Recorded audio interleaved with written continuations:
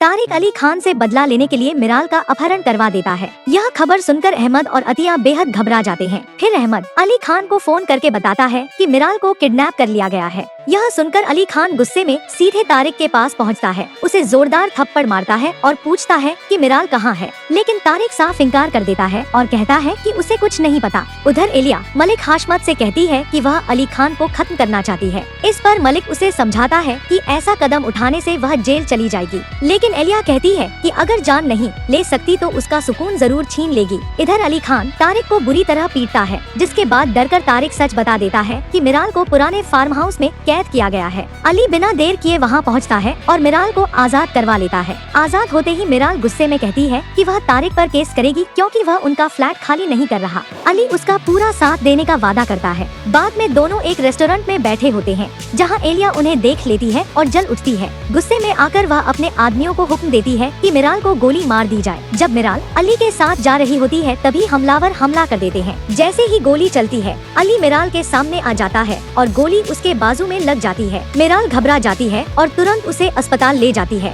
अस्पताल पहुंचकर मिराल अली के फोन से दादी जान को कॉल करती है और रोते हुए बताती है कि अली को गोली लगी है। दादी जान यह सुनकर परेशान हो जाती है और फौरन अस्पताल पहुंचती है। डॉक्टर बताते हैं कि अली का काफी खून बह चुका है और उसे तुरंत खून की जरूरत है। मिराल बिना सोचे अपना खून देने के लिए तैयार हो जाती है। खुशकिस्मती से उसका ब्लड ग्रुप मैच हो जाता है और डॉक्टर उसका खून अली को चढ़ा देते हैं। दादी जान इनायत साहब से कहती है कि पता लगाया जाए कि हमला किसने करवाया। मिराल बताती है कि हमला उस पर किया गया था, लेकिन अली बीच में आ गया। इनायत तुरंत जांच में लग जाता है। कुछ देर बाद अली को होश आ जाता है। दादी जान उसे बताती है कि मिराल ने उसे अपना खून दिया है। यह सुनकर अली बहुत खुश होता है। तभी इनायत आकर बताता है कि इस हमले के पीछे मलिक हाशमत और एलिया का हाथ है। यह सुनकर अली का गुस्सा भड़क उठता है और वह कहता है कि वह एलिया को नहीं छोड़ेगा। डॉक्टर अली को डिस्चार्ज कर देते हैं और वह घर लौट आता है। इसके बाद मिराल और अली मिलकर तारिक के खिलाफ केस कर देते हैं। डर के मारे तारिक फ्लैट खाली करके चला जाता है, जिससे मिराल बेहद खुश होती है और अली का शुक्रिया अदा करती है। अली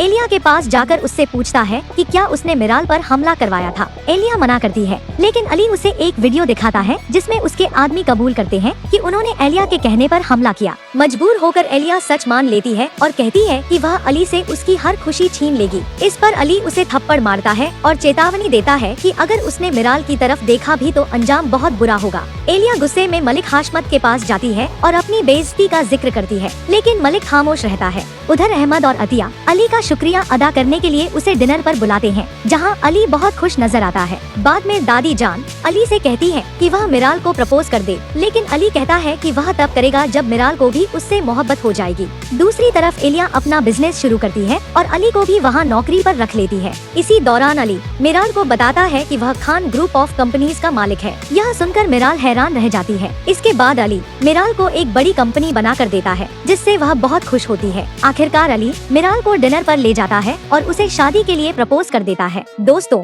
अगर आप मिराल और अली खान को एक साथ देखना चाहते हैं तो अभी हमारे चैनल को सब्सक्राइब करें। यह वीडियो सिर्फ एजुकेशनल और एंटरटेनमेंट मकसद के लिए है।